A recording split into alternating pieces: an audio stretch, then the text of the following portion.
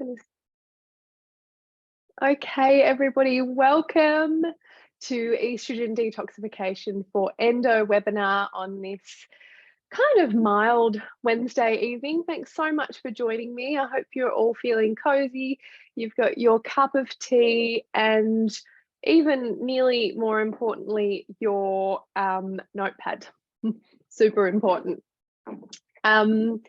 Super excited to have you all here. I was just saying I hosted another webinar back about 3 months ago on tending to endo belly, which was awesome, a great success. We had a lot of engagement in the Q&A at the end, so I'm really excited to have you all chime in and chat, send your questions through as we go, and I will get to all of those at the end.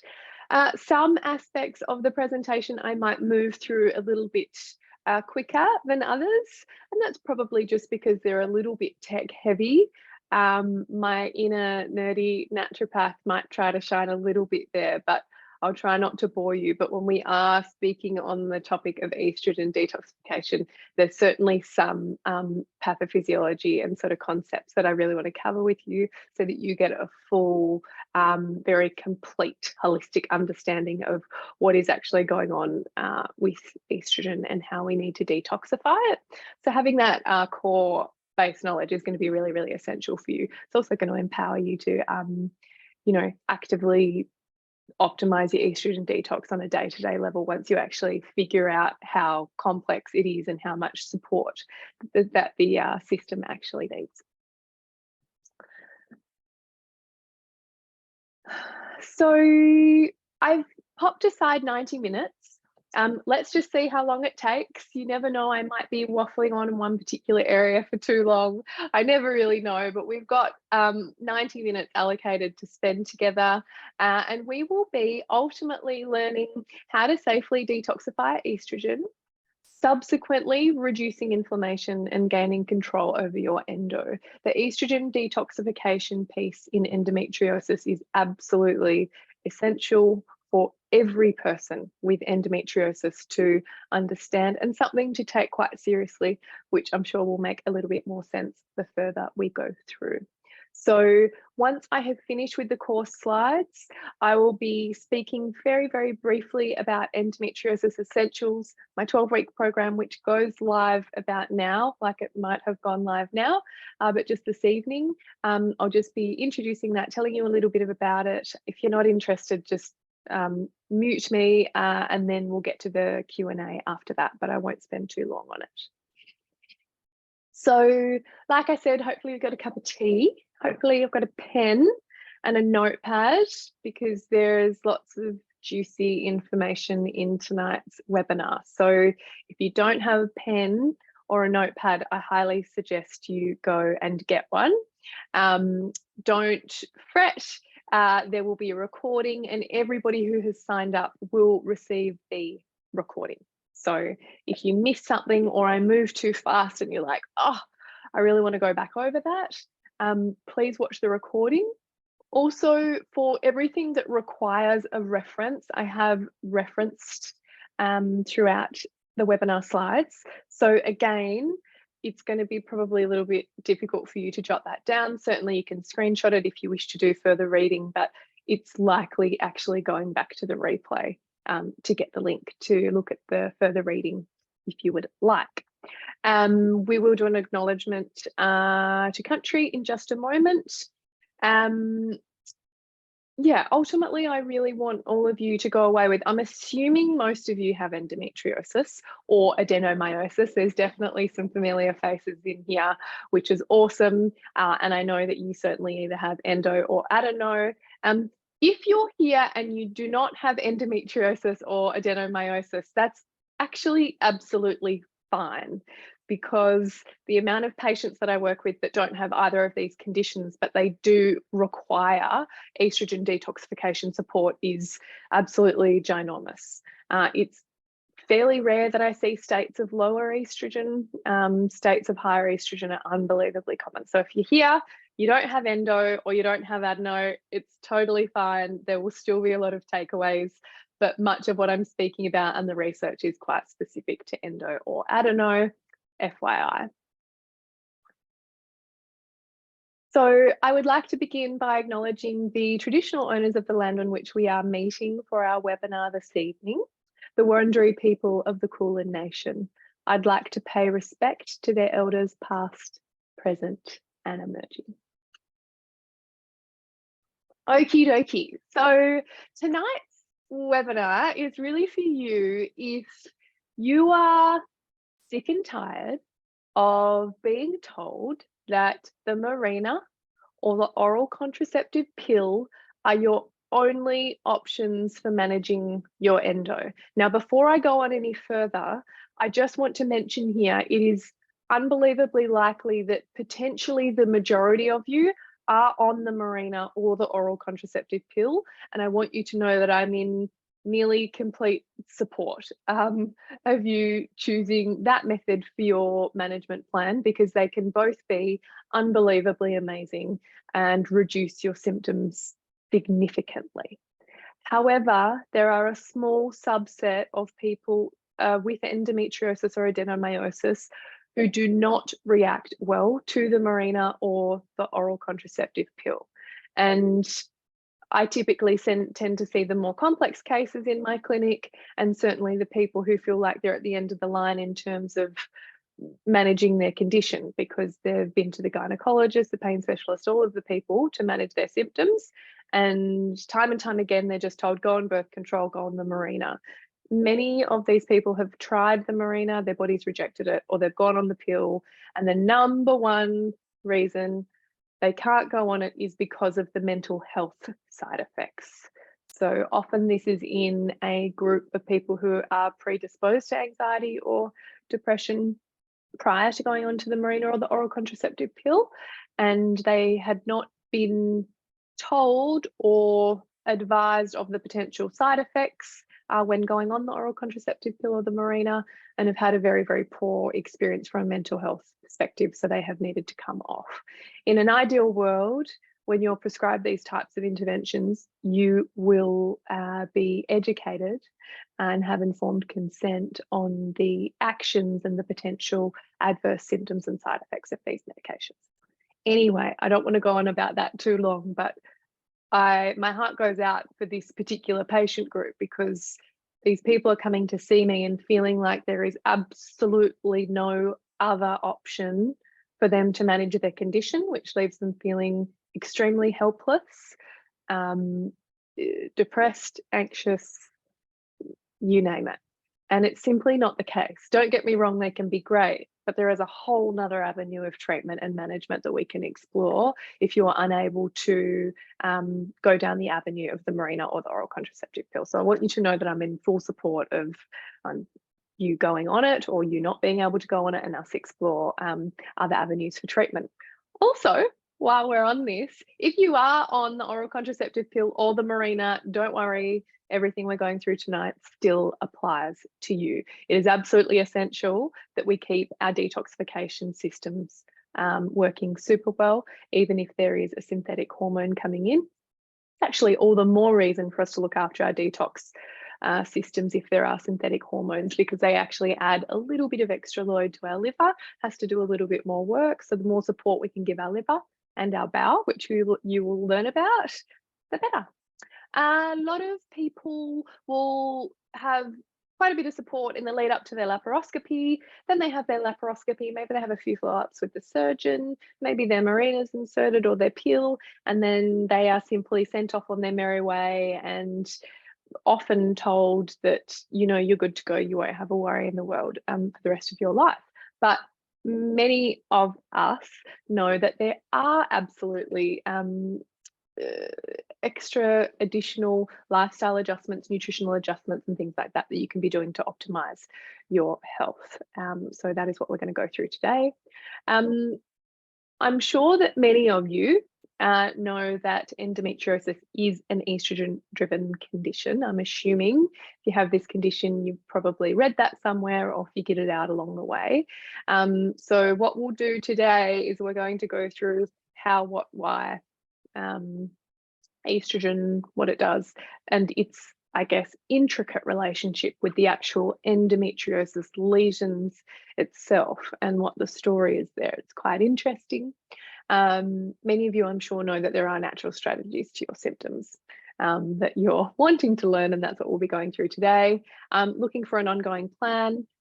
This is not a cleanse, it's not a quick fix. Every single thing I am going through this evening, I would love for all of you to do for the rest of your life. As I'm sure you all know, unfortunately, at this point, we don't have a cure for endometriosis. It's all about management, and optimizing your detox pathways is a management strategy that I would love for all of you to be employing for the rest of your life, because we know that once you stop menstruating, or if you have your uterus removed or anything like that, endo can still grow. So that just tells us that it's not just a hormonally driven condition. There are other factors at play. So we want to be continuing to look after ourselves, our life, and our health always as best we can. But I'm pretty balanced when it comes to this stuff. You know, we're not looking for perfection here. Particularly good if you're experiencing heavy clotted periods. Now, don't get me wrong, this is quite a common result of endo or adeno, but also if you're experiencing acne. Yes, there's an estrogen and acne connection. If you're struggling to lose weight, and there's a whole host of other symptoms that we'll go through that are sort of indicating to me as a practitioner and as part of naturopathic philosophy that estrogen is actually really probably quite high, and we need to pay extra attention to getting it cleared for you. So if you don't know me, I'm Freya. I certainly recognize a number of names here, but not all of you, so welcome. It's really nice to meet you and so lovely to have you here on this Wednesday evening. I have a virtual clinic, naturopathic clinic, which I run with another naturopath called Jessica. She's my associate naturopath. She's absolutely fantastic. She works with all things PCOS, pregnancy, gut health, anxiety, and my area of expertise is really endometriosis, fertility, and hormonal health. So we work with patients all over from everywhere, mostly Australia, New Zealand, bit of London, but yeah, having a virtual clinic's amazing. Sometimes I get a little bit crazy in my little office and I miss being with people, but I'm also a consultant for the Peninsula Hot Springs, which is in the Mornington Peninsula in Melbourne. I don't practice there as a naturopath. I consult with them and host workshops and plan retreats and work with the chefs and uplift the nutrition. It's the best job ever. I love it. So it's a beautiful complement to running a virtual business, actually, because it means that I get to go and work part of a team, so I don't go completely mad. I am a bit actually a balance of an introvert and an extrovert, I have discovered, but I certainly get a lot of gratification from being with people. Yeah, so that's a little bit about me and my clinic. So what we are going to cover this evening, we're going to talk about the estrogen endo connection in a moment. We're going to go through the signs and symptoms of estrogen excess. These are the things I am looking for as a practitioner. They're the signs and symptoms that are jumping out at me and I'm going, okay, we need to go and get your estrogen tested. You know, we need to put a treatment plan together for you. We'll be speaking about xenoestrogens. We'll be speaking about estrogen detoxification. This is where it gets a little bit pathophysiology heavy. So I'm not going to spend too much time on it. I might brush through some of it because I don't want to bore you. I want to get to all the juicy stuff, which is really nutrition strategies to optimize estrogen clearance. We'll cover a little bit about Endo Essentials, my course, which is just launched tonight, and then we'll do the Q&A. Now, I want you all to know that I have, whilst putting the slides together, I'm extremely cognizant of what is happening in Australia at the moment, interest rate rises, our financial status, and things like that. So I really wanted to put together a masterclass with practical, tangible, actionable, and affordable tips for you to get started on right away. Because the last thing I want you to do is go away from this master course and, you know, have a list this long of all of these supplements you have to go out and source. Don't get me wrong, self-prescribing supplements and things like that, there are some really great safe ones that I will cover today. But I do think when supplementing and implementing a treatment plan, including supplements and things like that for estrogen clearance, it's a bit more robust. It is really helpful to have somebody guide you. But today's focus is, there's so much nutrition. I've got recipes, all sorts of tips and tricks. These are actually the foundations, and these are the things that are going to be supporting your detoxification pathways every single day ongoing. Supplements are there to be used most of the time in a shorter time frame to achieve a desired outcome. What we're going through today are recommendations that you can be incorporating into your life for the rest of your life, which I think is pretty exciting. So estrogen and endo. I wanted to start this out by posing the question of whether we all think estrogen is really the enemy. I mean, obviously I'm hosting a webinar here called Estrogen Detoxification for Endo. It's obviously important, right? I mean, it's definitely important, and it's essential that we all understand it. However, there are many, many other factors behind the scenes that are contributing to the presentation of endometriosis. Whilst estrogen is absolutely a driver of endometriosis, it's unbelievably important for everybody here tonight, who I'm assuming most of you have endo or adeno, understand that endometriosis is an inflammatory condition that is also driven by estrogen. Estrogen, I want you to think about as like a food for endometriosis, okay? So circulating estrogen is like a food for endo. So imagine those endo lesions, and then you've got estrogen sitting around. The endo lesions like to gobble up the estrogen like they would food. And the result is then proliferation of endometrial tissue, further lesion growth, inflammation, which is a direct byproduct of just the endometrial lesion being there itself, and then of course collateral damage to any other organ structures surrounding the endometriosis lesion. So just want you to think about that for a little bit while you're grasping this connection between estrogen and endometriosis. So just imagine a little lesion, imagine some estrogen hormone kicking around, and that lesion eating that estrogen as though it were food. So if you can now think about, I'm jumping a little bit ahead, but if you can imagine that there's a lot of food sitting around, that is a lot of food for your endometrial lesions to potentially grow, proliferate, and drive inflammation. I'll leave that there, but it is a bit of a vicious cycle, as I'm sure you can imagine. So, like I said, estrogen really gets a bit of a bad rap in endo, and there's so much attention put on estrogen. And like I said, I'm hosting a webinar on estrogen detox for endo, so it's obviously important to clear, but it's also unbelievably important for us to feel well, happy, to have good bone density, to have great cardiovascular health. It's essential for reproduction. I mean, there's so many aspects of estrogen and reproduction, but you know, one of them, which is quite interesting to share with you, is estrogen is required for your cervical mucus production. If anybody here is thinking about having a baby or fertility in the future, it's absolutely essential that you have cervical mucus there if you're trying naturally, because how else is that little sperm going to swim up to the fallopian tube? Cervical mucus is like a sperm highway. It has all these amazing channels in it that carry the sperm up to the fallopian tube. It's funny when I'm with my patients talking about that, they're sitting there going, oh, actually, you know what, Freya, I didn't ever actually consider how the sperm gets up there. Cervical mucus, absolutely essential. So estrogen is responsible for the production of that mucus. It's really, really protective from a blood sugar and insulin resistance perspective as well.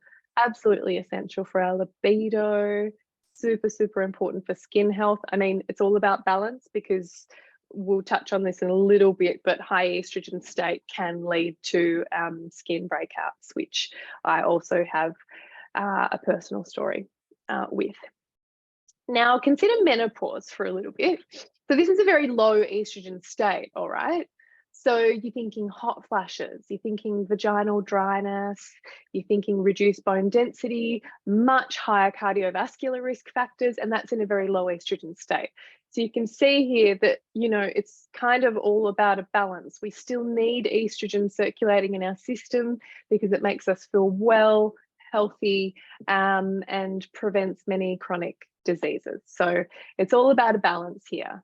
And also, I haven't included the research on this, but it's very important to remember that an estrogen suppressing medication is not necessarily going to stop the growth of endometriosis. I really want that one to sink in, because I think first and foremost, endometriosis is a chronic inflammatory condition with major immune involvement, and estrogen, the hormone, is a driver of the lesion. But you could take all of the hormonal suppressing medications in the world and flatten the estrogen, we can still see that endometriosis can proliferate. And I don't believe that is something that is widely communicated. So I think it's quite important to sort of get a grasp of that. And that's where your anti-inflammatory support becomes absolutely key. And like I said, I'm completely supportive of many of the hormonal interventions in the Merino and things like that. They can be truly life-changing, but it's only one piece of the puzzle, okay? Shutting down estrogen in a scenario like that is one piece of the puzzle. Managing estrogen is not as simple as taking that pill and off you go. We must consider the other factors involved in the disease process, of which inflammation is a really big one. So a little bit more myth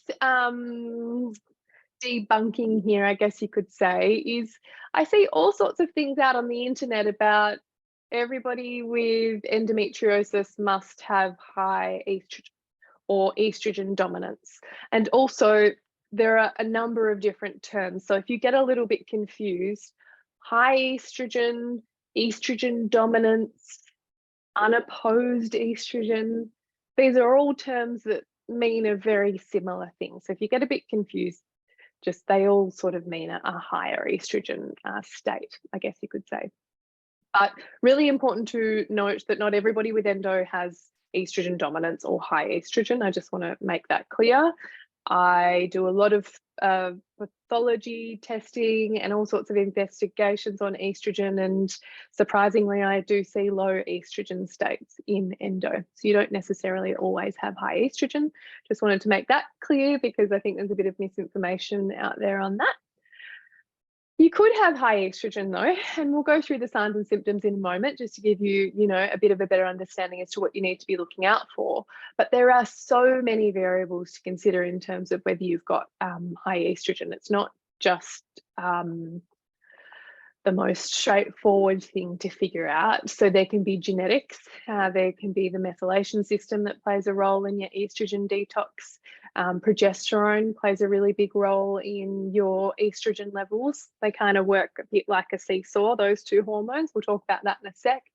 Something called progesterone resistance. There's stress that can directly impact your hormones. And I think, if you're ever getting lost with this stuff, what I've just covered now goes beyond what our webinar is about today. I think it's really important to ask for directions when you're lost, because the self-diagnosis and the self-treatment can be really tough. I've been in that situation before. It can just get a little bit, you can lose direction basically. You're not just like, okay, I think that I've got estrogen dominance, I'm going to go and get all these supplements, but how long do I take them for? And how do I know if that's been resolved? And what do I know to look out for? What is the symptom improvement I'm expecting to see, and things like that. So I just wanted to say, from a more of an estrogen complexity perspective, ask for directions, reach out, get support if you're in a position to. Today, we're going through all the amazing things that are completely safe for everybody. But when we're sort of getting into blood testing and all of that, I think it is really important to have somebody guide you along that journey. Having been there myself as a young budding student naturopath, I was very happy to fall into the hands of a trusted naturopath and integrative GP to help guide me, because everything just got a bit confusing. And I was sort of seeking out support. I didn't know that I had high estrogen, but I had, my skin was just breaking out. Don't get me wrong, it still does if I don't keep that estrogen in check. Skin was breaking out, periods are heavy, clotty, water retention before my period. And I did a lot of self-diagnosis, a lot of self-supplementation, but without any actual plan or guidance. So yeah, it can really help. Regardless as to whether you're on hormonal contraceptives, whether you have a uterus or you don't have a uterus, whatever your story is, today's webinar is still extremely important, because looking after your liver and your bowel health, which we'll talk about, is still extremely essential for great health. So I just wanted to do a little hormone 101, because we are going to be talking just briefly about estrogen receptors and a few incredible interventions to modulate them. Just hang in there if that sounds really overwhelming, but I just wanted to go over hormones just really briefly so that makes sense when we go through further down the track. So essentially, for a hormone to have an action in the body, it needs to bind to a receptor. So you can have a circulating hormone kicking around in the bloodstream, la la la, having the best time in the world. For that hormone to actually be active and have an action in the body, it needs to dock into a receptor. Okay, that's kind of the crux of it. So essentially what I've done here is I've said, try to picture a hormone as an information delivery truck, and then try to imagine the receptor as the mailbox. Okay, all that information is going to go in the mailbox until somebody can pick it up and actually do something with it. Also, just a reminder that estrogen is a growth promoting hormone. Okay, so not heaps of people are aware of this. It's something I go through with my patients most of the time when we're talking about hormones, is because it's a growth hormone, it will help you with building muscle mass. It will help with tissue repair. It will also promote the growth of that lining that sits within the uterus that we then shed as a period every month if we are menstruating. So estrogen plays a very significant role in terms of building and growing that lining of which we shed every month if we're cycling monthly. So one of the most common causes of something called heavy menstrual bleeding, which can be separate to endo and adeno, or it can be associated, is too much circulating estrogen, because that estrogen is a growth hormone. So you've got more estrogen, so you've got more buildup of this lining within the uterus. Therefore, you are losing more blood at menstruation. So I hope that makes sense. I just wanted to make sure you guys were clear on the fact that estrogen is a growth hormone, and that can also be, in one way or another, part of the way that it can impact your skin. It's sort of quite a complex process, but essentially too much estrogen is essentially inflammatory to the skin if you are prone to breakout. So if you've got something kind of festering in under the surface there, and you enter the luteal phase of your cycle, which is the second half of the cycle where your estrogen levels are higher than the beginning of the cycle, you can start to see those hormonal breakouts.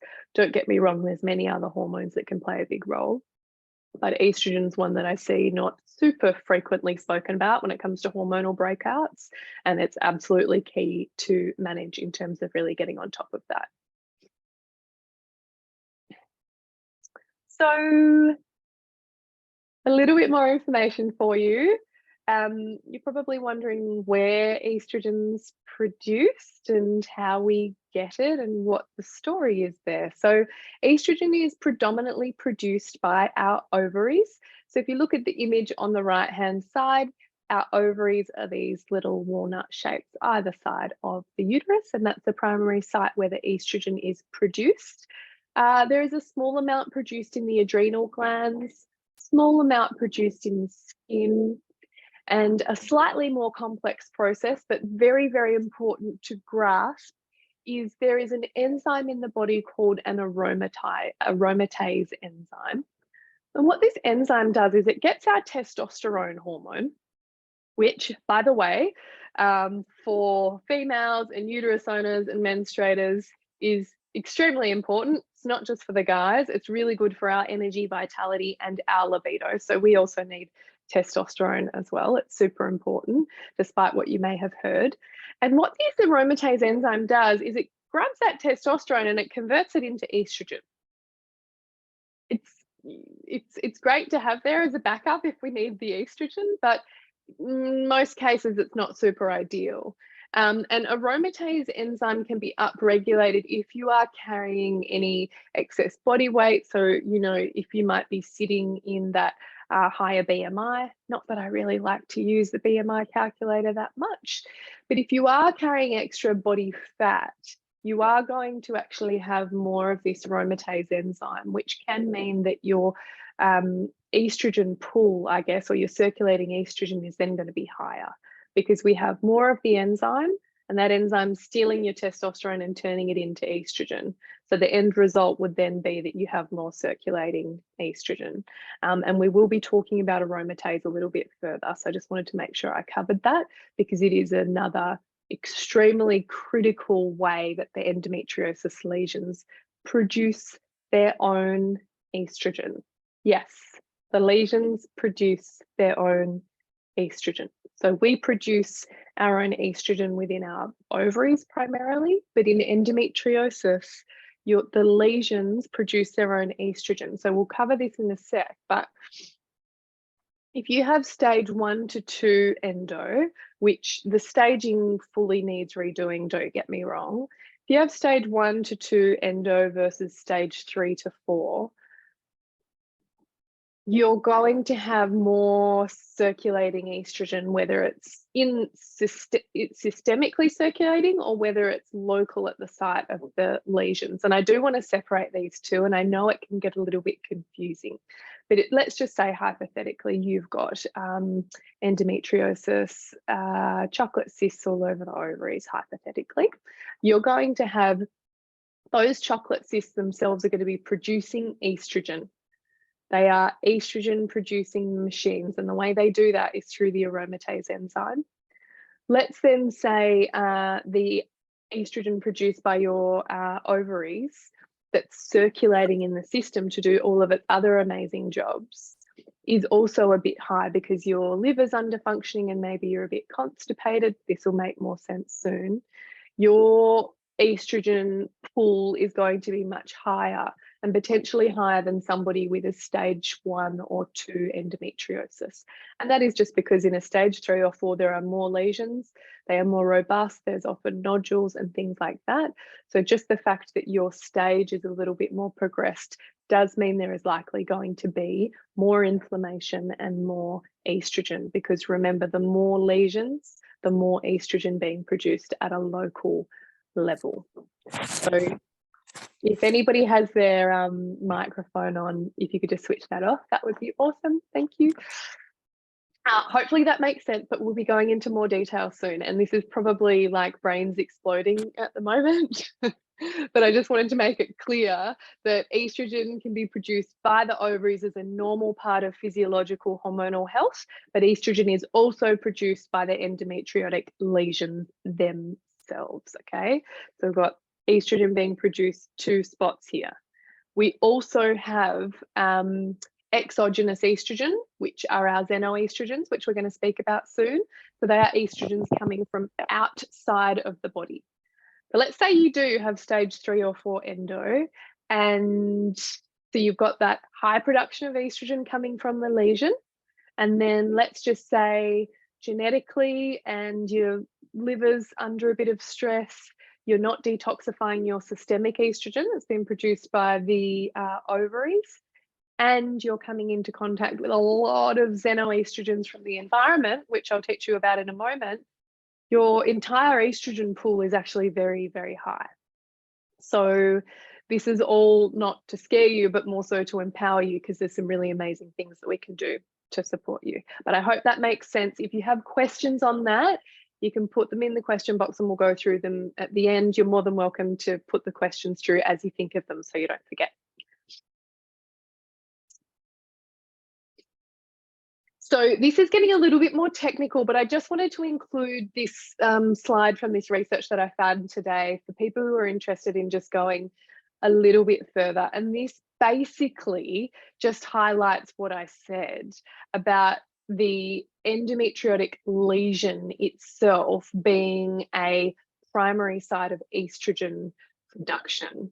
So it differentiates, because we call endometriosis endometrial-like tissue, right? So it's like the endometrium, but it's a little bit different. And the difference, one of the primary differences, is that this tissue produces a lot of estrogen through using that aromatase enzyme.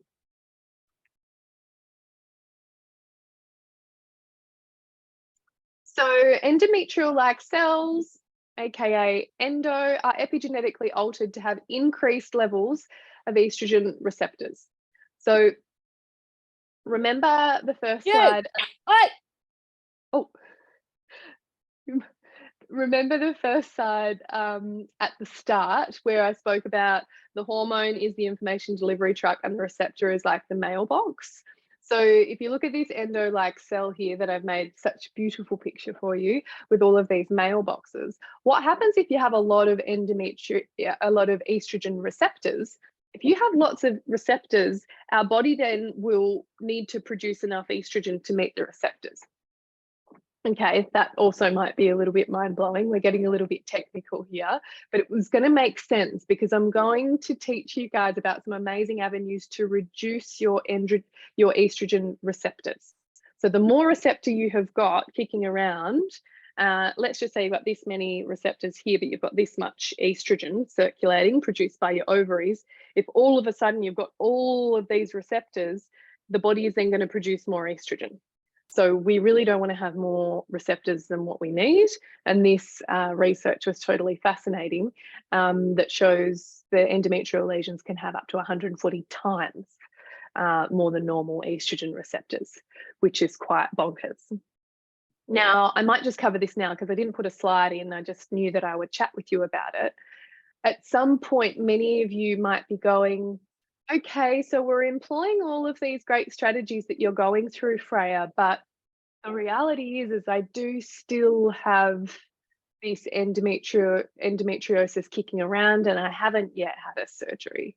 And I see all sorts of people at different stages of their endo journey. Many don't want to have surgery and that's totally fine. Many do and so forth. But it is, I would say, important to consider if you've not yet had a surgery and you have many symptoms of quite extreme inflammation and very high estrogen, that obviously all of the strategies we're going through must be employed, and hopefully you will see symptom reduction. But of course, in the instance that you don't see any obvious changes, the most rational solution would likely be potentially to remove the tissue, because yes, of course, there is every chance some tissue may come back. But from what you're learning today, hopefully we can play a role in reducing that. Obviously, removing the tissue itself that's producing all of this estrogen, which is highly inflammatory, is potentially going to significantly help. And I will say I have worked with some patients where we have tried everything to go down the natural route to avoid the surgery. But in some cases, they have ended up getting a laparoscopy, not knowing what stage they had, and, you know, not always, but have come out with stage 4 and they've been completely riddled with endometriosis. The reality is, yeah, they're probably only going to notice a small improvement in their symptoms, potentially by improving their estrogen detox, when they just have all of these lesions generating so much estrogen, which is extremely inflammatory. So that's just a little something to think about. I'm a huge fan of exploring all natural and holistic options if you are hesitant of surgery, to see what results you can get first. But in some cases, it really is necessary just to clear the slate. And, you know, I tend to say to some patients, life with endo can sometimes actually begin post-surgery, because you have this clean slate to work with, and you will be armored with all of this information on reducing inflammation, and hopefully, there's no guarantees that we can do this, but hopefully slow the progression of future endo if you have a really beautiful surgery. Yeah, so I just wanted to touch on that.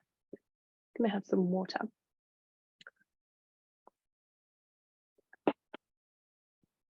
I won't be going on about progesterone in this webinar this evening that much, but I did just want to state that whenever we're considering estrogen, we really need to consider progesterone as well. So if you look on the right-hand side, estrogen and progesterone sort of work like a seesaw, essentially. They both always need to be in balance. So whenever I'm working with patients, I'm always assessing their progesterone as well, because we're always, when we're looking at bloods and pathology testing, we always want to make sure there's this beautiful balance between the two. But just to give you a little bit of a background on progesterone, progesterone is produced within the ovaries, within something called the corpus luteum, which is developed post-ovulation. So you will only ever produce progesterone following ovulation, okay? It's the only time you can ever produce it. You must ovulate, and that sac that the little egg was sitting in, called the follicle, turns into something called a corpus luteum, and that becomes a hormone secreting gland. Might also be some brains exploding right now, but progesterone is only produced following ovulation. Just want to make that really clear, because that doesn't seem to be common knowledge with a lot of the patients I work with, and I certainly didn't know about it either before I started learning about this stuff. But progesterone is absolutely essential for a healthy luteal phase, which is the time from your ovulation through to menstruation. It's essential for fertility, particularly that first 12 weeks, gestation, pregnancy, menstruation, mood. It's got extremely incredible anti-inflammatory and immune support actions as well. So I like to think of the two hormones, estrogen as a grower and progesterone as a soother. So many of the higher estrogen symptoms tend to coincide with low progesterone, which make total sense, because if they're sort of sitting like a scales or like a seesaw and your estrogen is high, it means it's very likely that your progesterone is going to be sort of suppressed to some degree as well. So there's a big crossover in the symptoms of high estrogen and low progesterone. All right, let's go through the signs and symptoms of estrogen excess. So this is an initial consult when I'm with my patients. These are the types of things I'm looking out for. For anybody with endometriosis, it is absolutely crucial to be optimizing estrogen detox pathways, like I said at the start. But I'm always wanting to know, are they leaning towards more circulating estrogen than they actually need to have? And these are the types of presentations that are unbelievably common that I see. So bloating, puffiness, water retention, particularly in that luteal phase of the cycle. So in the lead up to your period, typically the fortnight. Heavy bleeding, clotting. Remember, estrogen is a growth hormone. More estrogen, more development of uterine lining, more tendency to clotting. Weight gain around the hips and midsection is also quite common. Increased bra size or breast tenderness. This is my number one sign when I know that my estrogen's gone unchecked. I'm one of those people where if I don't address it, it just creeps back up. I've got quite a strong genetic rationale for why my estrogen's high. So I actually need continual support in there. It's not supplements all the time, but it's just many of the things we're going through today. I can sort of just drop off the wagon a little bit. I'm sure you can understand that. But I know immediately once my estrogen's crept back up. I'm a pathology nut, so I'll always test and I'll see that it's gone up. But it is breast tenderness in the lead up to the period and breakouts, usually in the lead up to the period, the two things. So these days, I mean, sometimes I'll go back and retest the estrogen, but I'll just employ everything that I know to clear it out. And in as little as the next month for my next period, my symptoms are lesser. So I want to empower you all and, let you know that everything we're going to go through today, you can see some swift results with. It's more so those scenarios where if there is a lot of that local estrogen being produced by the lesions, that it might be a little bit more challenging for you to see those really obvious results, potentially until that lesion's removed. PMDD, I mean, the statistics for PMDD, I think, are about 5% of people who identify as female. But I mean, obviously, you know, as naturopaths, we tend to see sort of more chronic presentations, but I see so much PMDD, and there is a big picture of estrogen excess and low progesterone in PMDD. And I see a lot of PMDD that coincides with endometriosis as well. If you've never heard of that, it stands for premenstrual dysphoric disorder, and it is like PMS on crack. You don't wish it upon anybody. The signs and symptoms to look out for, often, not always, but from ovulation, you just, something switches and you feel like a completely different person. You question your relationship, your job, everything. Some people will enter a state of quite marked depression, but there tends to be this overwhelming sensation of agitation, anxiety, rage. None of these symptoms are normal, and nobody should be needing to experience these or be told that they are normal, because they are not, and there is a lot that we can do to support you. And in endometriosis, not always, but there can be that tendency to that higher estrogen just based on the nature of your condition, and that lower progesterone. Therefore, it does appear that, you know, the endometriosis group is more predisposed to PMDD. There's a few other factors that can contribute to it, but I just wanted to point that out for you. Migraines and headaches in the lead up to the period, another sign of estrogen excess or dysregulation. Reduced sex drive can also play a role. The acne, like I said, fibrocystic lumps in breasts. I mean, I don't know who else has had those. That was another sign of my high estrogen. I freaked out, got the mammogram and everything, and I think the report said for the it's called a fibroadenoma. I don't know if anybody's had them, but I think the report said likely benign cyst when I was about 23, and I was like, likely is not good enough.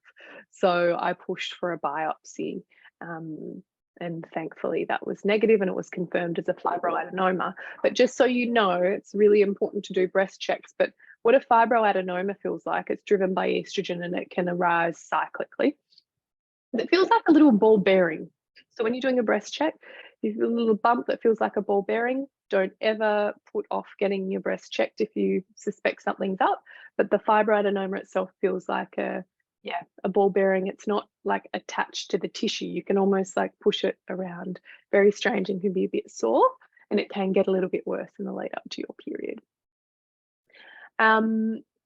If you present with any of these signs and symptoms, like I just said, once you're embarking on your estrogen clearance journey and optimizing your detoxification, you should really be using these symptoms, the improvement in these symptoms, as your guide.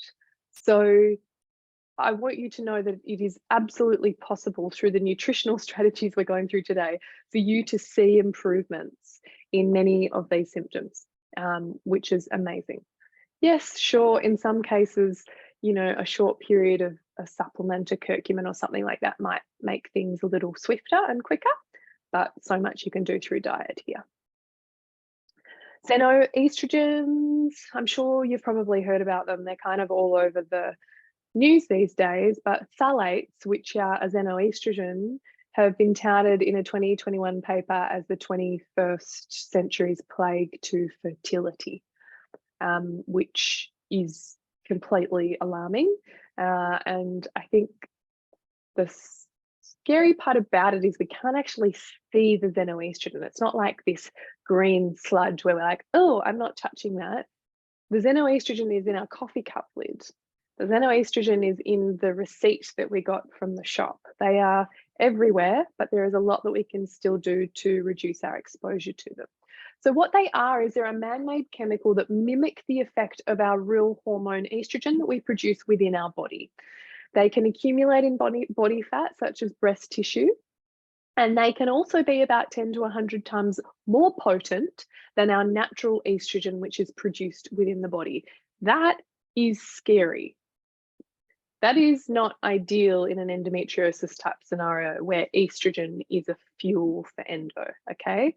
Because if we've got this exposure to this xenoestrogen that's 10 to 100 times more potent than our own, it's not an ideal scenario for the management of endo and reducing that tissue proliferation.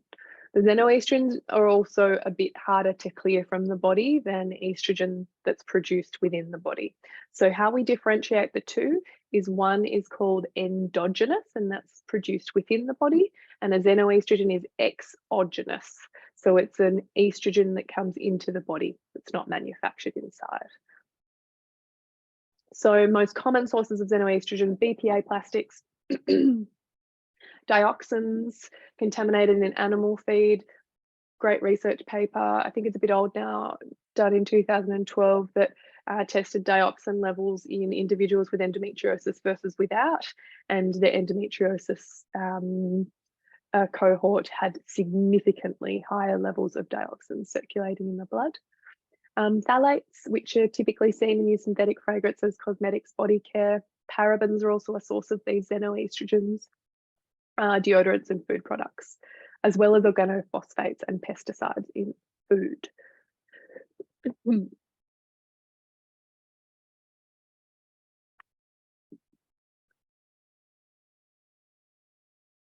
Same slide, just slightly different. I just popped a little note here for all of your cosmetics and things. A lot of people get a bit overwhelmed. They're not sure if there's xenoestrogens in there. Go to the Environmental Working Group's Skin Deep website. It is American, but many of our Australian products are on there if they're a larger product, and it's quite fantastic. It gives you an excellent overview of the chemical breakdown and whether there's xenoestrogens contained in your skincare, body care, and things like that. All your pesticides in food, particularly, you know, sprayed on your fruit and vegetables and things like that. Clean 15, Dirty Dozen. I'm sure many of you have heard about it.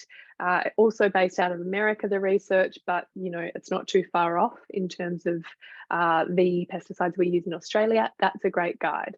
So you want to go for the Clean 15. You can buy conventionally quite safely.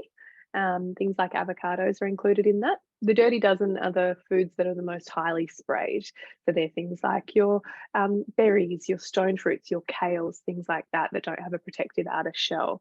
So if you're thinking about exploring going organic or pesticide free or anything like that, using this list as a guide is really, really fantastic. Okay, so the xenoestrogens can hide in soft plastics, body care, makeup, meat and dairy products, particularly using or eating conventionally raised meats or dairies. Sometimes they can be administered growth hormones, which can contain the xenoestrogens, cleaning products around the house and work, plastics, oils, paints, adhesives, perfumes, deodorizers, air fresheners, sanitary products. I think I could do a whole webinar on sanitary products, but I really hope that all of you are using natural sanitary products. And I really encourage you all, if you wear period undies, to research the ingredients that are in the lining that sort of mop up everything, because some of the ingredients in there are extremely questionable, and of course based on where they are sitting in proximity to a very high risk area, we want to make sure there's no chemicals coming into contact in that region if possible. So please, when you're buying your tampons, your pads, your liners, try to go for organic. I saw even that Carefree, or one of those really common brands, said no synthetic fragrances, which is awesome. So people are getting on board with this, but particularly that local area, be super cautious as to what you're applying around there and do the research. The period undies, please look that up, because they've got deodorizers and things like that in them. So just, yeah, do your research there and make sure everything's as clean as it can be. So my top tips, no more takeaway coffee cups. Please, I hope you have a Keep cup or something like that. Or if your cafe is not too far away, you can take your favorite cup in. They love that. It is the lid of the coffee cup that is full of BPA chemicals. And it is actually when the structure of the plastic is dismantled, I guess, that the BPAs are released. So obviously you have a hot drink and you're drinking out of the cup, not ideal. Say no to physical tax receipts. They contain high levels of BPA. They did research on essentially checkout chicks. I don't know who the control was, but yeah, the levels of BPA were significantly higher in the checkout chicks versus the control group. So yeah, do you really need that receipt? Ask them to email it to you, take a photo, something like that. Another big one is, you know, if you're used to putting your plastic into the microwave, please don't. Please invest. It's worth the $100 into your glass containers and just heat and freeze and cool in your glass containers. I've got some stainless ones. You know, it felt like such a big investment about 7 years ago. I don't know what I spent. It was probably like $90, but I couldn't believe I was spending that on Tupperware. And they are so incredible. I have still got them. Best investment ever. I still sit back and go, wow, that was a really good investment. So I encourage you all to make the switch from your plastic. Do a home cleaning and skincare audit. Don't do it all at once. That will be overwhelming and we don't want to waste. But just, you know, one by one, once one thing runs out, do your research and think of a more suitable alternative. If you can, go pesticide-free or organic where possible. Farmers markets are fantastic. Or Coles and Woolies, look at the organic section or the meats and just wait for them to go on special, pop it in the freezer. Also, what you should know that sweat can really, really effectively remove BPA chemicals, phthalates and PCBs. The research on this I haven't included, but it's Joseph Pizzorno conducted it. So if there's any naturopaths here, you'll know who he is. He's a bit of a godfather of naturopathic medicine, super passionate about environmental toxins. He has said that if you can break excessively, like profusely sweat twice a week for 20 minutes, you will be able to increase your detoxification of these chemicals by 40%. Some of these chemicals, once they come into the body, will not leave the body through the typical route, which is commonly through our urine. So often we have to actually achieve this profuse sweat in order to get rid of some of these toxic chemicals. So it doesn't necessarily have to be in a sauna if you don't have access to it. It's anything that builds up a profuse sweat. I mean, if you like hot yoga or hot Pilates, I'm quite a fan in winter, you get proper sweat on. And how fantastic, you're getting a workout and a detox at the same time. It could be dancing, it could be going for a run, whatever it is you want to do to get that profuse sweat. It's twice per week for 20 minutes is all you need. And there are a whole host of other incredible health effects that we won't go into now, but sweat is just amazing and it doesn't have to cost anything either. All right, estrogen detox 101. This might get like slightly rich on the science, so I'll just try my best to keep it brief. So we've got about 4 phases of detoxification, okay? So your hormones produced, let's just move the endometriosis lesion production of estrogen aside for a sec. So we've just got estrogen produced by the ovaries. Once it's done its job, so it's circulated around, it's docked to the receptor, it's done its job, that estrogen then has to get out of the system. So our body produces it to do a job. It does its job by docking to the receptor, then we have to get rid of it. And this is basically the stages that we have to go through just to get it out of the system. So the ultimate goal for detoxification is to convert a toxic chemical in some cases. So this is not just estrogen, but all sorts of things that come into the body that we need to get rid of. So it's converting it into something that's fat soluble, so it's stable.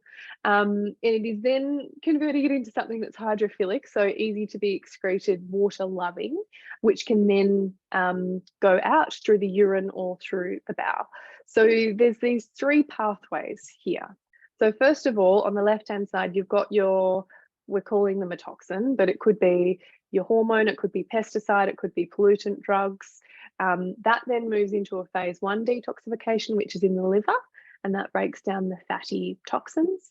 It then moves through to a phase 2, conversion, which makes the product or the toxin water soluble so that it's easy to get rid of and to leave the system. And then it is eliminated through the urine, through the kidneys, sometimes through skin and sweat, but that's sort of fairly minimal unless you're doing all that beautiful sauna like we just said, or sweating through exercise. It's more commonly detoxified, and this is estrogen specifically, in bile throughout the intestines. There's quite a few phases here. Now, I didn't want to go spend too much time on it, but each of these phases require different nutrients in order to function.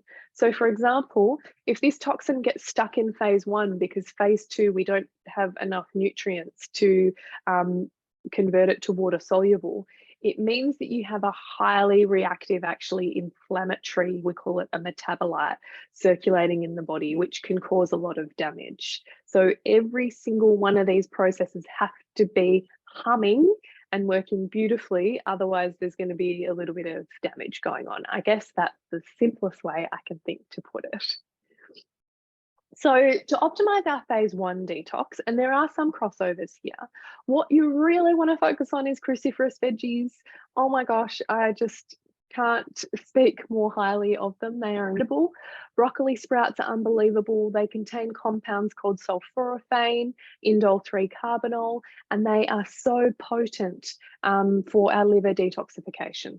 Okay, cruciferous veggies are your kale, your cabbage, your Brussels sprouts, your bok choy, and your broccoli. Vitamin C is also incredible for that phase 1. Green tea, yes, green tea. If you're a coffee lover, maybe swap your second coffee for green tea, or go all out and start, loving a new matcha ritual or something like that, because green tea is unbelievable for multiple phases of detoxification. There is research on green tea reducing endometriosis proliferation as well. It is the bomb. Curcumin, the active ingredient in turmeric, is probably the hero, actually, from a detox perspective. Rosemary and garlic, all unbelievable. Things that are going to slow your phase 1 detox are excess alcohol, xenoestrogen, so that's that exposure to estrogens that are not produced within the body. They're from your plastics and things like that. Recreational and pharmaceutical drugs are also going to slow down phase 1 detox. So naturopathically, we have this term called sluggish liver, and it can certainly be genetic, but you can also have a bit of a sluggish liver if you are on polypharmacy, so multiple medications. So it can be, challenging to detox properly if you're on the oral contraceptive pill, multiple pain medications, which many endo patients are. So I guess that just highlights the fact that, consuming your nutrients and consuming these foods to improve that function of the liver is even more important, because it does compromise its function, and the liver is totally essential for our health. For phase 2 and 3 detoxification, your B vitamins are crucial. They're very commonly depleted during stress. Now, a B vitamin is quite a safe supplement to go and pick up and take if you feel like, you're chronically stressed. You likely maybe need a little bit of support from the B vitamins, but also for your liver detox. They're totally crucial.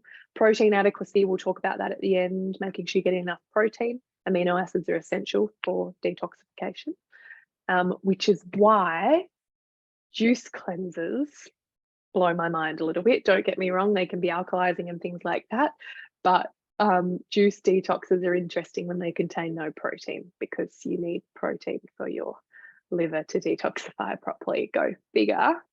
Alien vegetables, these are onions, garlics, leeks, beautiful foods like that.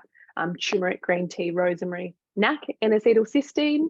If you're like on top of the research and stuff like that for endo, N-acetylcysteine is amazing. Glutathione is also a master antioxidant. They are amazing for those later stages of detox. So in order for your detoxification system just to be humming and working, we do need these compounds coming into the body, okay? Really crucial. If you're not really getting any of these, or you don't like cruciferous veggies, or you don't like any of these things, our body has this amazing ability to figure out a way to do things, but it is likely that your liver is probably struggling, and I highly recommend you start to bring some of these compounds in.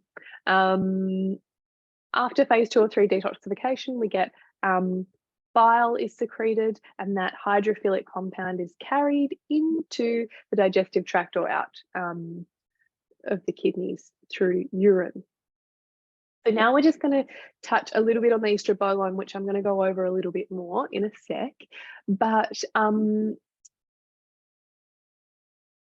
essentially, there is something called enterohepatic recycling of estrogen. Okay, this is a little bit of a mouthful, but we have something called the estrobolome, and it's just kind of a fancy name for the state of our microbiome, essentially, and its ability to detoxify estrogen, because it plays an extremely important role, our gut health, in that final stage of estrogen detox. So you've got the phases 1, 2, 3, but then most of it's going to go out through the poop, some through the urine. If your gut's out of whack, we'll elaborate in a sec, that estrogen might actually get sent back into the system. Not an ideal scenario, really. Things that can contribute to that enterohepatic recycling. So it's like, hey, great, you've done all this great job, your liver's worked beautifully, arrived in the gut, and oh my gosh, no, estrogen's getting sent back into the system. The causes for that could be dysbiosis, an imbalance in good and bad bacteria. It can be low microbe diversity, so low levels of beneficial bacteria, perhaps due to low nutritional diversity. Not eating many different foods, just, eating your same 3 veg every week. Low fiber. Australian diet is notoriously low in fiber. Fiber is fuel for bacteria. Don't forget that. Fiber is fuel for bacteria. Don't consume enough fiber, not enough fuel for bacteria, they might die. Poor hydration. So being dehydrated means that we can't eliminate estrogen or toxins through the urine. Okay, so hydration is just totally key. And also the acidity, the pH of the urine is totally essential as to whether the urine will get rid of that excess estrogen. So we want to be promoting more of an alkalizing style diet, which basically all that means is eat your fruit and veg. 5 serves of veg, 2 serves of fruit per day is excellent. Now I get to the good, juicy stuff. So, okay. The estrobolome is totally, absolutely essential to consider, and our gut health is absolutely essential to consider when we have endometriosis, because we need to clear the estrogen out of the system. We don't want any extra kicking around to fuel those lesions, okay? So some symptoms to look out for that might indicate you do need a bit of added support. Constipation is the biggest one. If you have got fecal matter sitting for too long in the large intestine, the cells of the large intestine are very permeable. If that fecal matter is just sitting there and that's got all the estrogen that's supposed to go out through the poop in it, it's going to get resorbed through that tissue and back into the bloodstream. So constipation alone can be a huge driver of your estrogenic symptoms, and it's a key factor that must be considered in terms of long-term management of endo.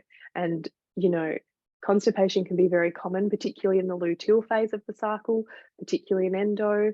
Progesterone is a muscular relaxant and it can just slow things down. It's very common to have constipation in the lead up to your period. Super important that you start employing some of these tips, because we really just don't want that fecal matter sitting there for any longer than it needs to, because we're going to get rid of that estrogen. This is an absolutely core foundational aspect of estrogen detox, is keeping those bowels moving. So if you've got chronic bloating, that's another sign that something could likely be up, potentially a bit of SIBO. I see that all the time in endo. Maybe you've got a parasite, do you have FODMAP sensitivity, anything like that. It's fairly unlikely to see a patient with endo without gastrointestinal symptoms, so I'm sure this will all apply to all of you. Being really conscious of your pre and probiotics is key. Particularly the bifidobacter and lactobacillus strains have been shown in research to be beneficial for endo. Prebiotic. Now, I've got a delicious recipe that's been shared with another practitioner with me to share with you that includes the partially hydrolyzed guar gum. It is my favorite. It's very, very safe to take. You just need to increase your dose gradually.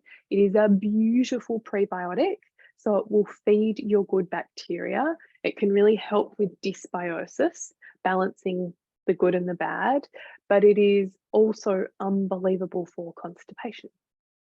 So you start small and you build up. So ideally you start about a quarter teaspoon and then you work your way up to about a teaspoon. The sort of godfather of gastrointestinal health's name is Jason Horolak, and he likes you get to 4 to 5 grams and just maintain that, you know, for up to 12 weeks. So you can take it pretty safely for a while. You can just buy this from the health food store or online. Very, very safe. Most important thing is you just do that gradual increase of the dosing, because you might get some bloating. But even better, use the recipe that I've got in here, which I am going to be making pronto, to put the partially hydrolyzed guar gum into. But I just love it, and it works super quickly. I can get bowels moving in a couple of days by bringing in some of the partially hydrolyzed guar gum. In some cases, a microbiome assessment is necessary.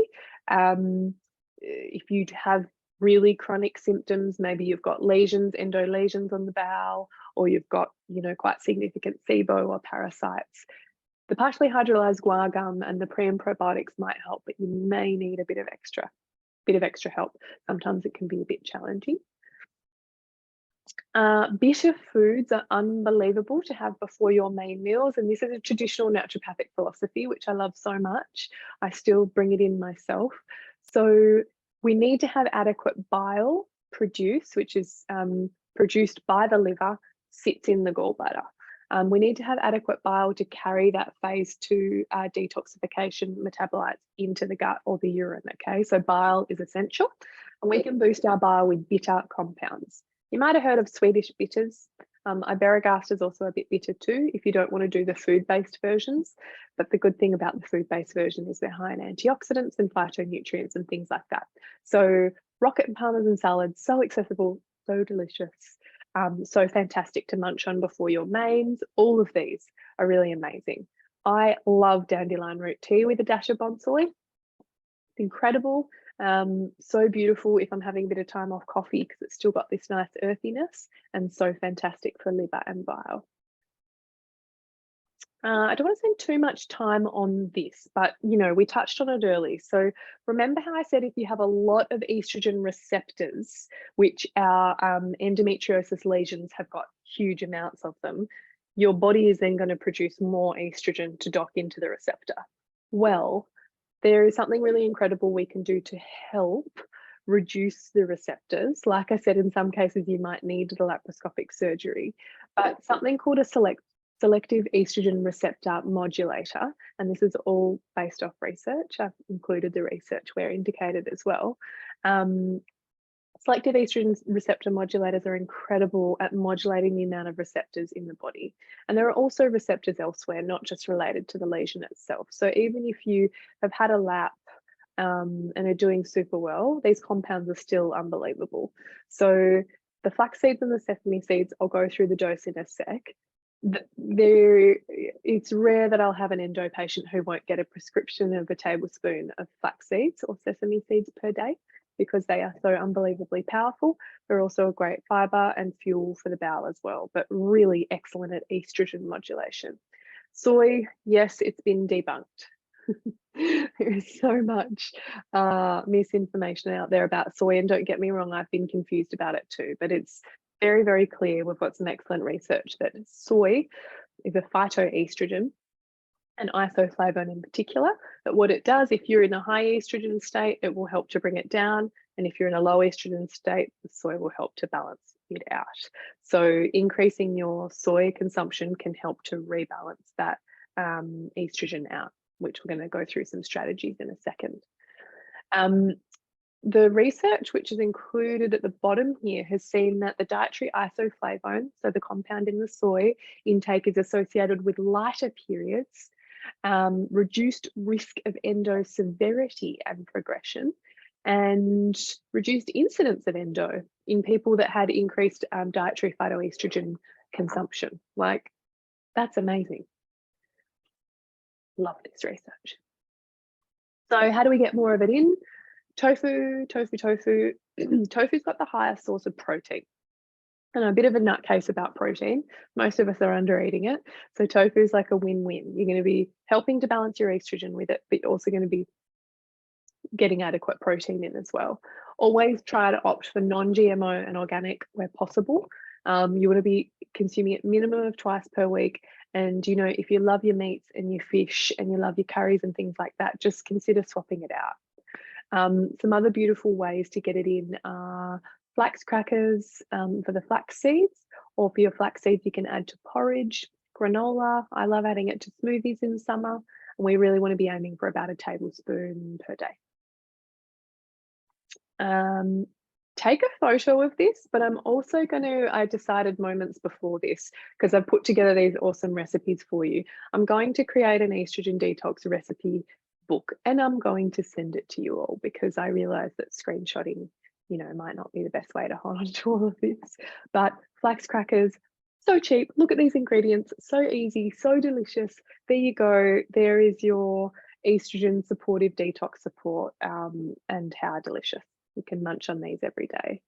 I go through phases in making them. I found a few great alternatives from the supermarket. There's a brand called, if you're in Australia, Alinda. I think like $3 the other day, and it's like this round cracker, and it's just made from flax seeds, sesame seeds, pepitas. That's it. The ingredients are amazing. And they're done for me, but you can also make your own. So just know that at Coles and Woolies, there's some awesome seed cracker options that are delicious, really delicious if you don't feel like making them. A lot of people get stuck with the tofu unless they're vegan or plant-based. So these are some amazing amazing recommendations for people to look to for inspiration. I have included, by the way, and this is so good, I want you all to make it, this recipe on the right hand side. It's in the next slide. It's silken tofu done in a bit of a Chinese chili style ginger. It is stunning. It is like the easiest thing to make. If you've all seen silken tofu at the shop, you literally pull it out of the packet, you cut those slices, and it's on the table. It's amazing. I've been having this as a breakfast and a lunch. Big fan of a savory breakfast. It's high protein. It's full of those beautiful phytoestrogens that we need more of. It's yummy. It's interesting. It's different. Absolutely love it, and so easy. All you have to do is cut it up. So yeah, I really encourage you just to get a little bit more experimental with your tofu and your plant-based soy sauces. Jessica Prescott, follow her on Instagram. She's amazing. This is her recipe actually. She also does these really great like crispy tempeh bite things. I'll be completely honest. Yeah, I didn't used to like tofu and tempeh. I was like, I couldn't think of anything worse. This is like the most bland thing I've ever eaten in my life. However, Jessica introduced me to recipes like this and like the satay marinated tempeh. Sorry if there's any vegans here, but I was just a bit behind the 8 ball, and stunning. I think you just need to get a few recipes under your belt and you'll be good to go. This is the recipe, but again, I'm going to send you guys out the estrogen detox support recipe booklet. This is the apple crumble with the partially hydrolyzed guar gum. So this is a recipe done by an amazing naturopath and educator. She is the vaginal microbiome queen. And she's come up with this recipe that includes that partially hydrolyzed guar gum in it. Beautiful recipe. It's gluten-free, sugar-free, high fiber, stunning. I'm going to be making this right away. So this would be a beautiful way for you to be getting that partially hydrolyzed guar gum in daily and not feeling like you have to take another supplement. And this is kind of the goal, is we need to be working on our estrogen clearance forever. So if we can get some beautiful recipes and get our head around the things that we can eat on a weekly basis, get in the groove and make sure they're yummy, we should be able to be consistent with these changes. So, okay, I'm just going to do a little overview with you here. So a few things to consider when you're thinking about estrogen detox. And I guess this is also a little bit of an insight into my naturopathic brain when I'm working with people on estrogen. So you may not necessarily have to think about all of this, but hey, you want to consider your aromatase enzyme activity. So this, outside of the potential weight loss, alcohol reduction, Alcohol can increase aromatase enzyme, which can increase that conversion of the testosterone through to estrogen, like I said at the start. Rachel, would you mind turning your microphone off, please?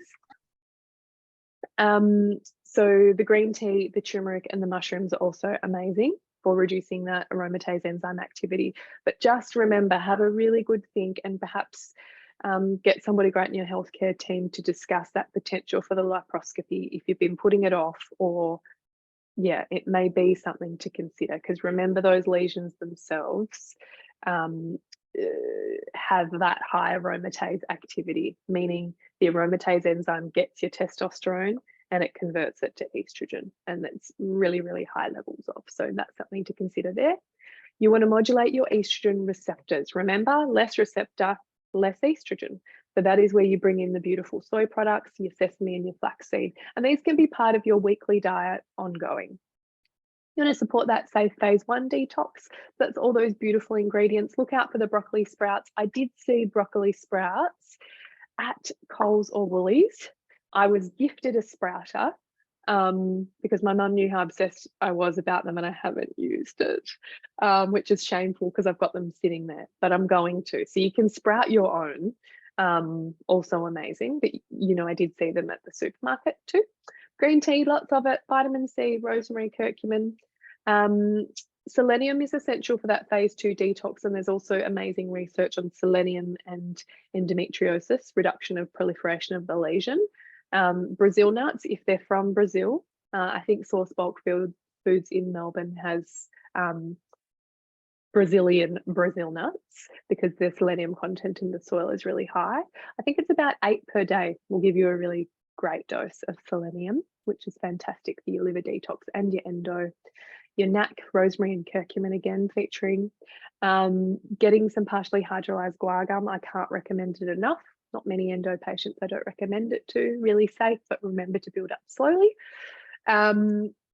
Keep those bowels regular. Hydration's obviously key, because your urine needs to be the right pH. It needs to be alkaline in order to get rid of that estrogen. And this is not just estrogen. This is all the other rubbish that comes in from the environment as well. Reducing your exposure to endocrine disrupting chemicals. Ditch your takeaway coffee cups, best thing you'll ever do. And switching from your plastic containers is probably the next best thing there. We already spoke about that difference in the staging of endo. Whilst the stage has absolutely no correlation to pain whatsoever, the staging is important to consider in terms of how strongly you commit to making these lifestyle adjustments. It's unfortunate, but the reality is, if you do have a later stage, these recommendations I'm going through are somewhat more important for you. Not that they're not for somebody with stage 1 or 2, but things do become a little bit more important just to keep on top of if you do have a later stage. And this is another overview. I'm going to put this in the estrogen detox recipe booklet, so you've got it all there. I'll add some other jazzy little bits in there too, so I'll make that nice for you. But this is just basically, again, an overview of what we've been through. And again, these are things that you want to be employing, you know, as often as you can throughout the week. So just to wrap it up before we chat about my course super briefly, because we're going to do the Q&A, but you know, I want to make it clear that managing the estrogen is obviously totally crucial in terms of improving your quality of life with endo, because more estrogen equals the potential for more endo lesion proliferation and more inflammation, which is the #1 thing we're trying to avoid. It's not a crash diet. It is ultimately a lifestyle change that we need to get our head around. There isn't a magic pill. The hormonal contraceptive or the Mirena is unfortunately good, but not enough. We need to be making more broader lifestyle changes to support our life with endo.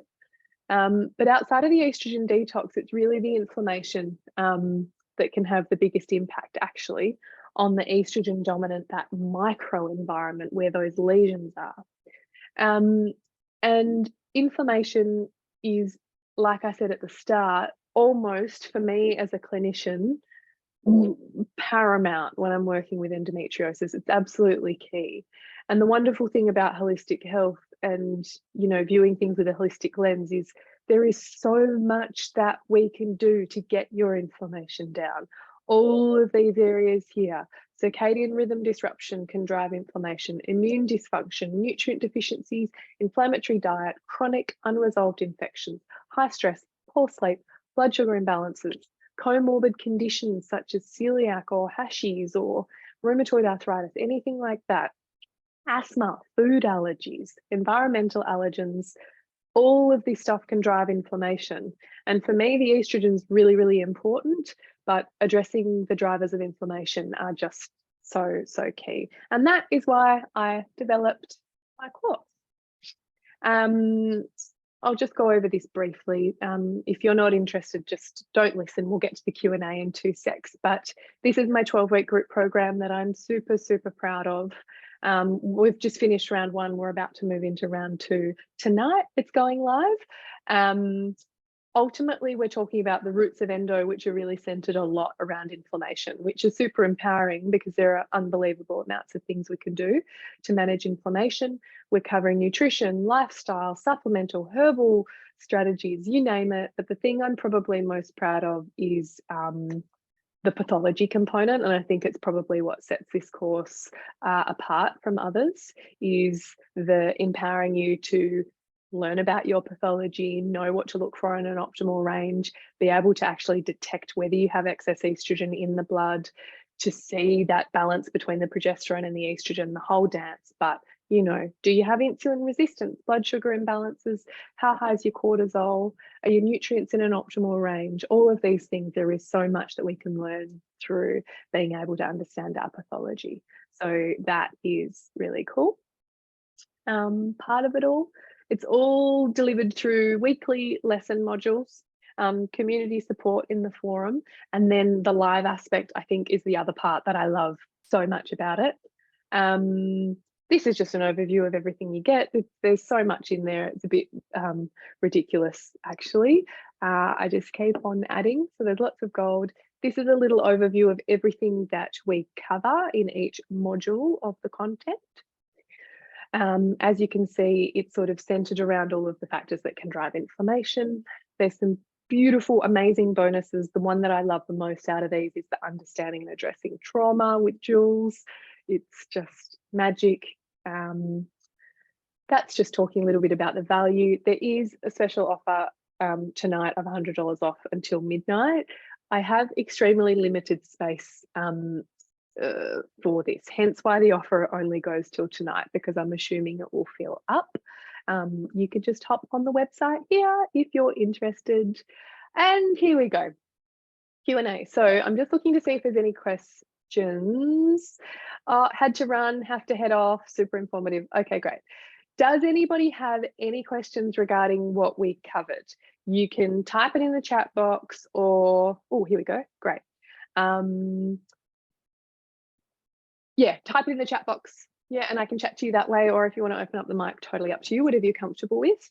Okay, recently I have been trying to be more mindful of the products I put on my skin. I finally found a natural deodorant I'm happy with, but in terms of fragrance, are there any natural perfume? Are there any natural perfume fragrance brands you recommend? Oh, such a good question, Madeline. So apparently, through the research that everybody's been doing, apparently Diptyque is completely, and this is if you're looking for more of a high-end fragrance, Diptyque is completely natural essential oils within their fragrances. So that would apply then for their scented candles and things as well, because a lot of people get concerned about that. But Diptyque for natural perfumes. There's another brand, I don't know if I'm going to be able to find it right now on my Instagram, but it was shared from a follower. If anybody has also an amazing natural fragrance that's really beautiful, you're welcome to share. But yes, Madeline, there is a brand. I don't think I'm going to be able to find it right now, but I've got to do my messages. But there is another completely organic essential oil, pure essential oil fragrance that actually smells good as well. Apart from that, there is also, when I was at uni, people used to get some fragrances from Perfect Potion. So what you're really looking for is just a pure, natural essential oil. You don't want any synthetic fragrance. So whenever you're sort of going through Mecca or whatever, you just need to ask them, are there synthetic fragrances in this product? That's basically what you need to be asking. Unfortunately, the regulations around advertising this type of stuff are pretty poor. So you do need to do your research. And I've actually had a friend of mine undergoing a fertility journey, loves a scented candle, likes quite a high-end scented candle, and she contacted Diptyque directly, and they said that there's no synthetic fragrances whatsoever. So that's kind of exciting.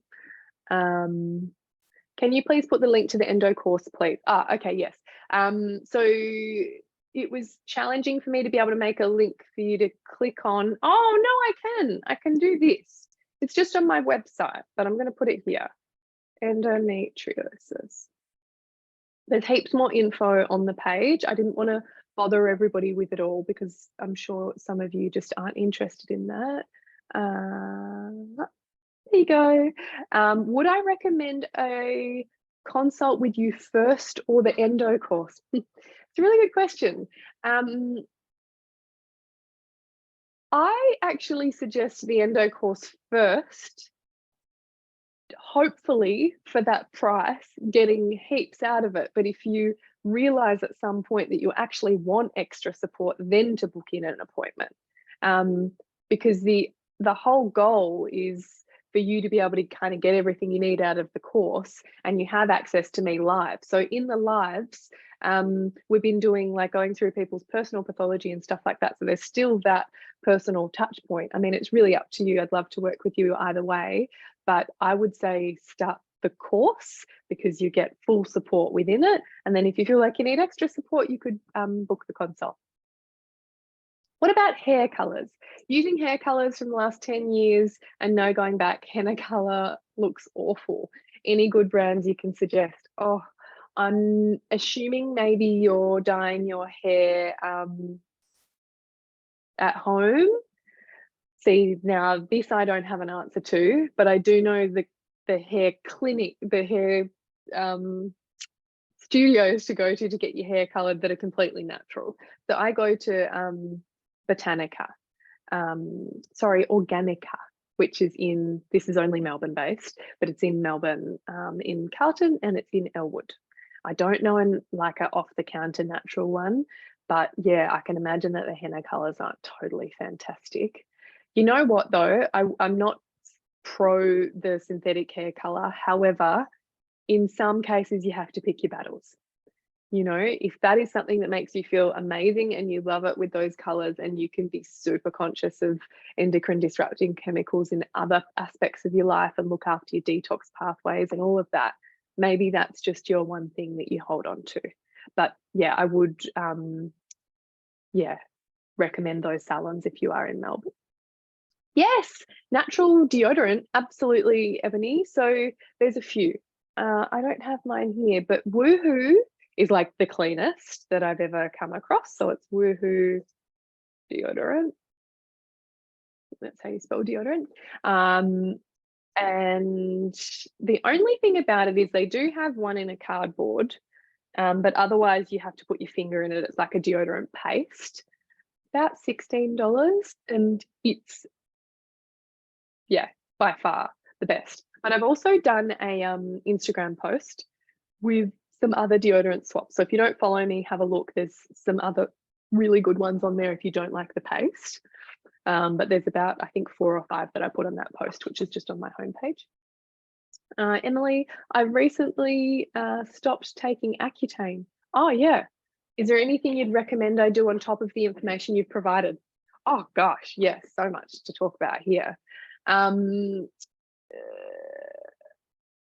I guess, obviously, I'm assuming, Emily, that you've gone on Accutane for your skin. It's really important. I think the stats for complete clearance of acne and skin on Accutane is around 50%.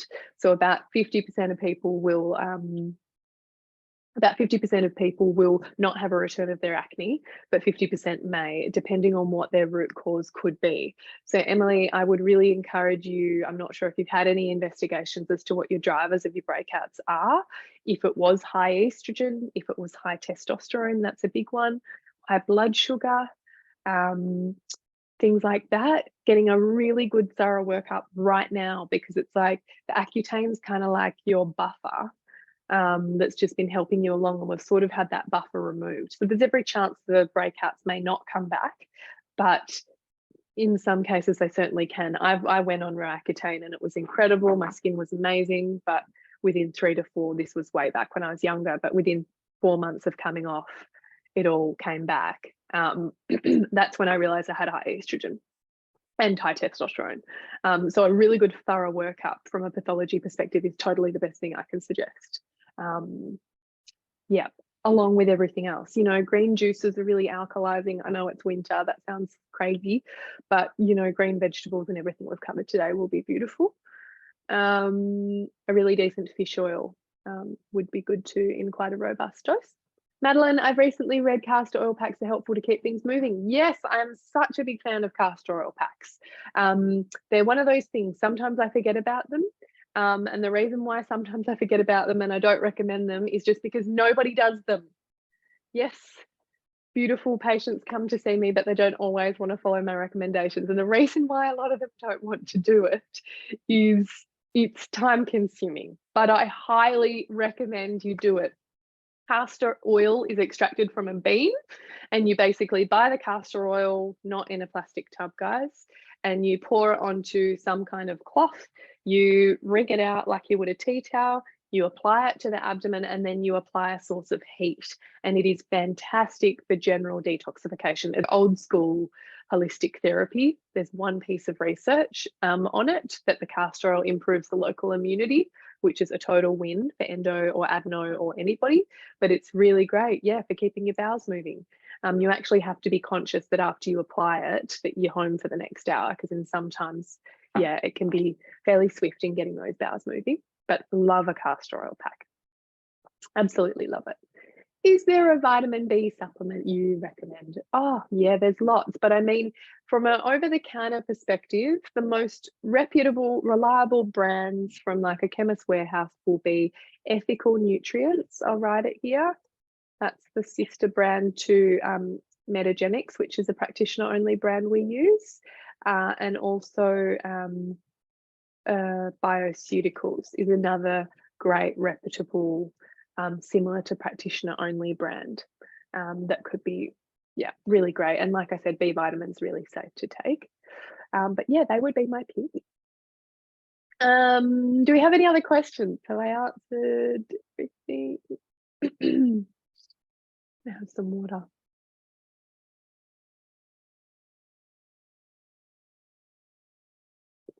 Oh, organic castor oil. Ah, sorry, I'll read this out. So Mecca has said, sorry to jump in, but organic castor oil in your choice of milk in the night does not taste good, but very useful remedy from my grandma. Oh, that's so cute.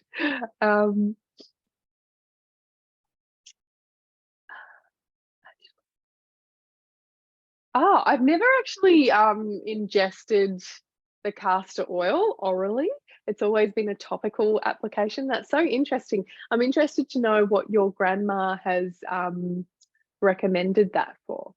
Ashley said she's looked at the link for the course, but it doesn't reflect the price. Oh, that's interesting. There's always going to be something going on. In that case, then, Ashley, it should have been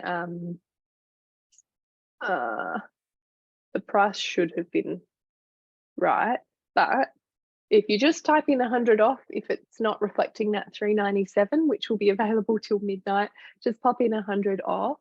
Oh, actually, that went to direct message. Sorry, everyone in meeting. 100 off for Ashley.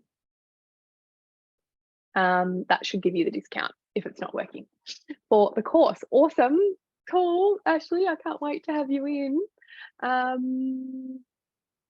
Oh, it was for constipation, right? Swallowing it, yeah, cool. Go grandma. There's so many great, sort of little old wives' tales and things like that that actually work. But yeah, typically in consults, certainly for endo and adeno, the other action of the castor oil pack, which is the rationale for why I prescribe it, is it actually increases circulation and blood flow to the pelvic region. And we know through research, and traditional Chinese medicine has known this forever, that one of the treatment goals to reduce pain and increase healing is to increase blood flow to the local area.